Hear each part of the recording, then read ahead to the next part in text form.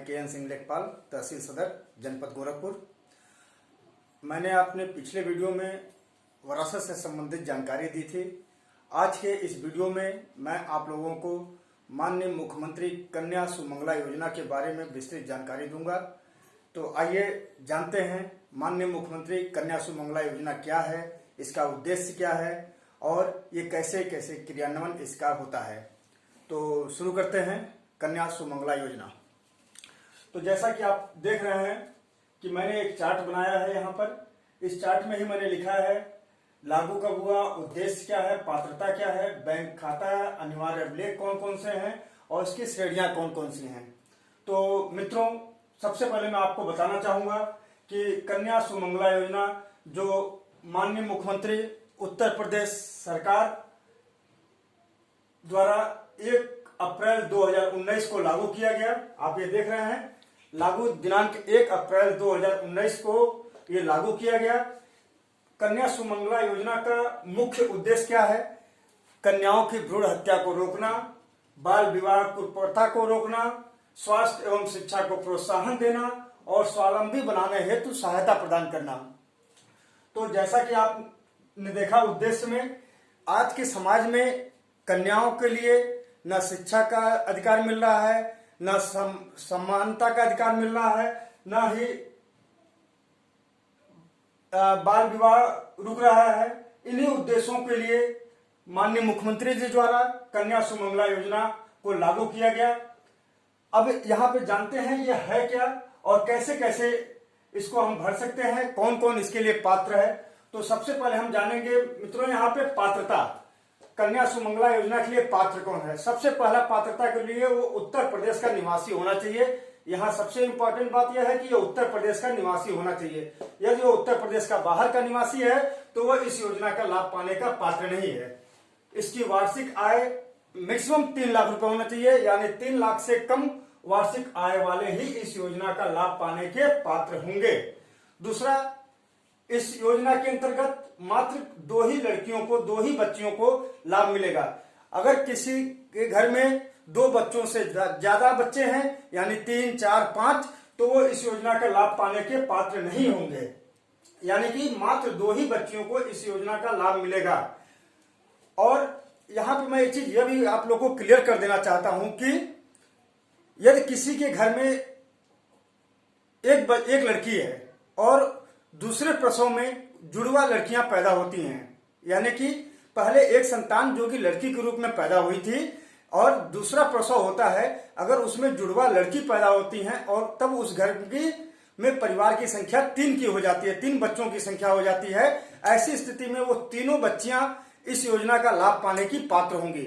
यदि दूसरे प्रसव में एक लड़का या एक लड़की हो जाती है और पहला बच्चा जो है वो लड़की है, तो दोनों बच्चियां इस योजना का लाभ पाने की पात्र होंगी।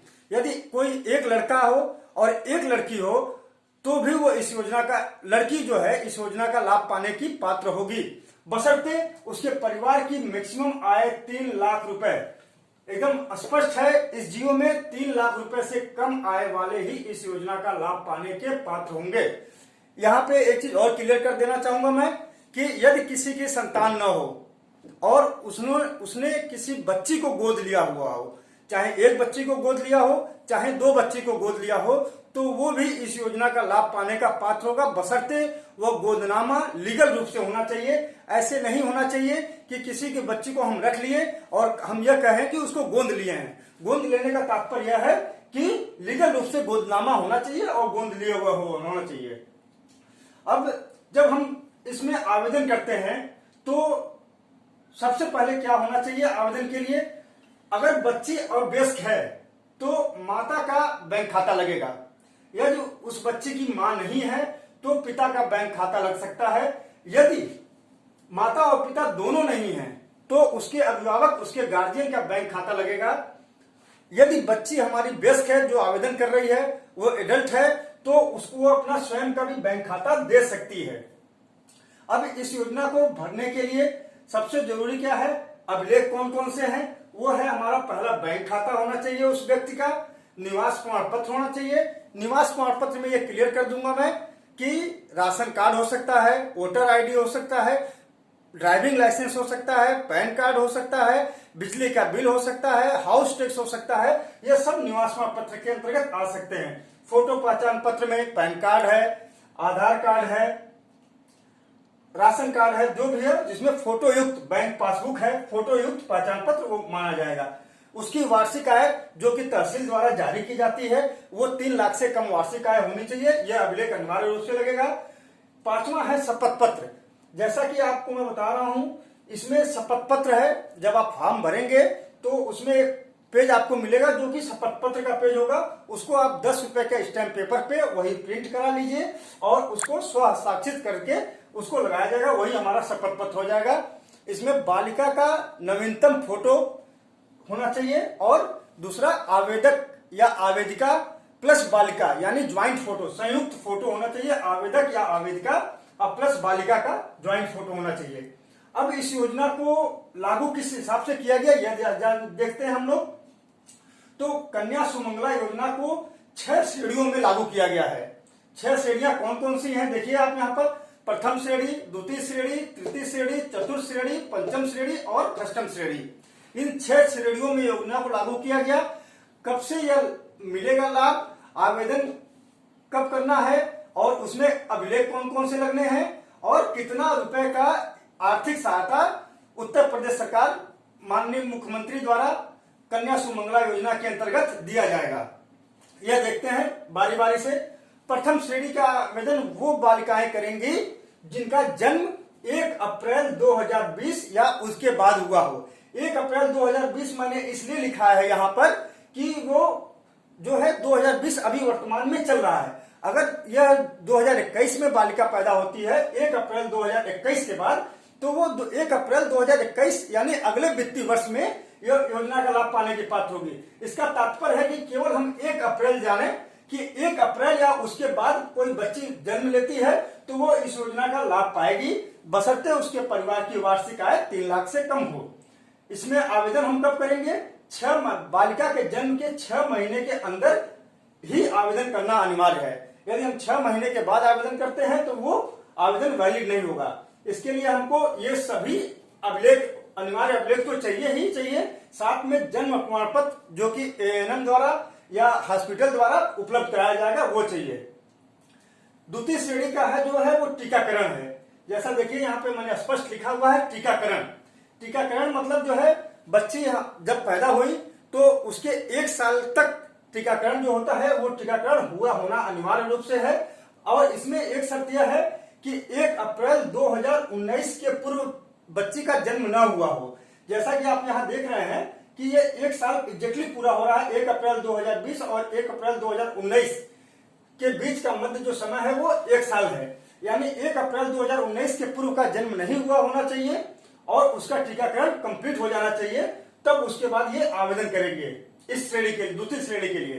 तृतीय श्रेणी के लिए आवेदन हम कक्षा 1 में बच्ची हमारी प्रवेश कर रही है तो जो एकेडमिक सेक्शन, जो शैक्षणिक शस्त्र होता है उस शस्त्र में प्रवेश की है बच्ची कक्षा 1 में, तो 31 जुलाई तक या फिर जो अंतिम तिथि है, जैसे कोई भी स्कूल जो है हो सकता है कि 15 अगस्त के बाद उसका अंतिम डेट रहा हो, 15 अगस्त को हमने आवेदन किया है तो उसके 45 दिन के अंदर जब हमारा एडमिशन हुआ हो वो 31 जुलाई होगी या फिर 45 दिन के अंदर जब से एडमिशन हुआ है उसके हमको आवेदन कर देना है।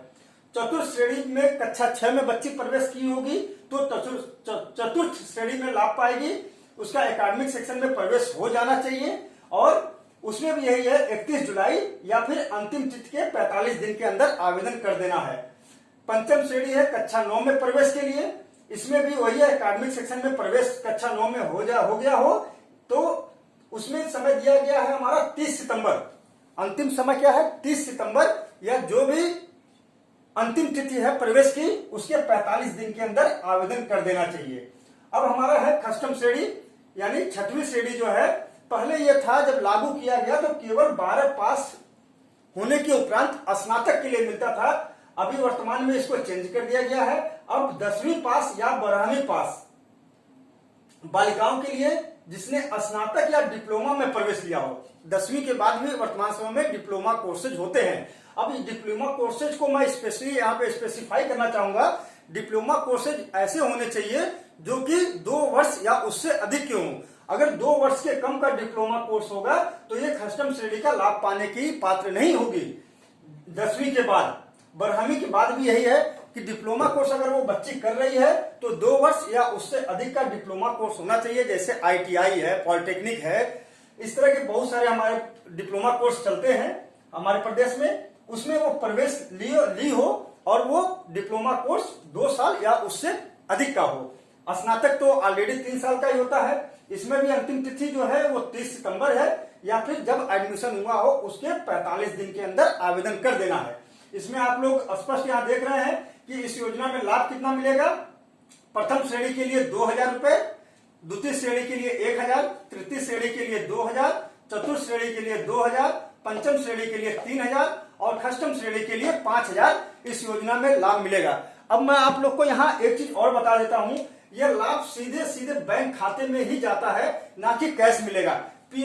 PFMS से वेरीफाई होने के उपरांत ही यह लाभ बैंक खाते में जाएगा। अब यहाँ पे एक विचारणीय बिंदु यह है कि क्या बालिका जब पैदा होगी तभी हम इसको लागू करेंगे? ऐसा बिल्कुल नहीं है। यदि हमारी बच्ची कक्षा 6 में प्रवेश की है वर्तमान समय में, तो ऐसा नहीं कि हम अब दूसरी बच्ची पैदा होगी तभी हम इंतजार करेंगे, ऐसा बिल्कुल नहीं है। कक्षा 6 में प्रवेश की है तो डायरेक्ट हम चतुर्थ श्रेणी के लिए आवेदन कर सकते हैं, बशर्ते हमारी वार्षिक आय 3 लाख रुपए से कम होनी चाहिए, हम इसके पात्र हों इस योजना के अंतर्गत। और कक्षा 6 में प्रवेश करे, चाहे कक्षा 9 में, चाहे स्नातक में आज के डेट में प्रवेश कर रही है, तो वो इस योजना का लाभ पाने की पात्र होगी। इसकी वेबसाइट जो है वो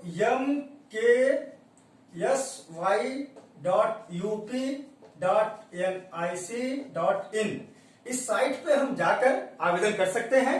इस साइट पे जाएंगे तो मिलेगा हमको नागरिक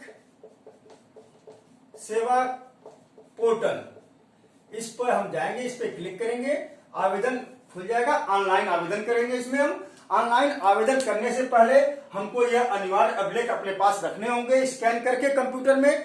हम इसको कहीं से भी आवेदन कर सकते हैं, CSC सेंटर से, किसी भी साइबर कैफे से, या हम घर बैठे अपने डेस्कटॉप लैपटॉप से या मोबाइल से आवेदन कर सकते हैं, बशर्ते ये इतना डॉक्यूमेंट जो है बैंक खाता, निवास प्रमाण पत्र, फोटो पहचान पत्र, वार्षिक आय, शपथ पत्र, बालिका का फोटो और आवेदक या आवेदिका प्लस बालिका का ज्वाइंट फोटो, यह इतना हमको उस सिस्टम में सेव करके रखना पड़ेगा और उसके बाद ही हम आवेदन कर सकते हैं। एक चीज यहां मैं जरूर बताना चाहूंगा कि कोई भी अभिलेख 200 KB से ज्यादा का ना सेव करिएगा। 200 KB से ज्यादा ये अपलोड नहीं होता है, तो 200 KB या उससे कम में ही ये अभिलेख अपने सिस्टम में सेव रखिएगा। जब आवेदन आप इस पोर्टल पे जाके करेंगे तो ये अभिलेख इसमें अनिवार्य रूप से लगेंगे। ये तो हो गई आम नागरिकों के लिए बातें। अब हमारे कर्मचारी जो कि जांच अधिकारी होते हैं वो इसकी जांच के लिए क्या करेंगे और कैसे करेंगे? इसमें 2 बातें बहुत महत्वपूर्ण हैं। पहली बात यह है कि कन्या सुमंगला योजना शहरी क्षेत्रों और ग्रामीण क्षेत्रों में अलग अलग है।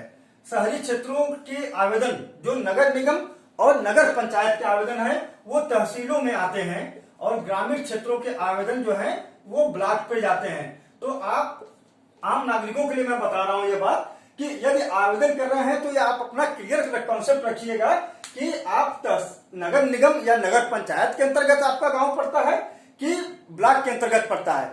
अर्बन और रूरल का यहाँ पे बहुत अनिवार्य रोल है। अगर आपका आवेदन रूरल का है और वो गलती से अर्बन में आ गया तो वो स्वतः रिजेक्ट हो जाएगा या फिर जांच अधिकारी द्वारा ही वो रिजेक्शन कर दिया जाएगा। इसलिए यह फॉर्म भरते समय स्पष्ट ध्यान रखिए कि तहसील में वही आवेदन आएंगे जो नगर निगम या नगर पंचायत के अंतर्गत होंगे। ग्रामीण क्षेत्र में वो आवेदन आएंगे जो ब्लॉक से संबंधित होते हैं, वो ग्रामीण क्षेत्र के आवेदन ब्लॉक पर जाते हैं। अब हमारे जांच अधिकारी को जो देखना है वो मुख्य बिंदु यही है। पात्रता हमको देखनी है कि वो व्यक्ति पात्र है कि नहीं, जिसमें हमको 3 लाख की आय देखनी है, उत्तर प्रदेश का निवासी है कि नहीं, परिवार में बच्चों की संख्या देखनी है। यहाँ पे बहुत सारे आवेदन हम लोग को जो प्राप्त होते हैं वो 4 बच्चे 5 बच्चों के भी आवेदन प्राप्त होते हैं। इसका सीधा मतलब यह है कि आवेदकों को जानकारी नहीं है कि आवेदन में किसको आवेदन करना है, किसको नहीं करना है। CSC वाले, साइबर कैफे वाले को भी एग्जैक्टली जानकारी नहीं है कि वो आवेदन कैसे करने हैं। अगर उनको जानकारी होती तो 5 बच्चों का आवेदन क्यों करेंगे वो। तो मैं अपने सभी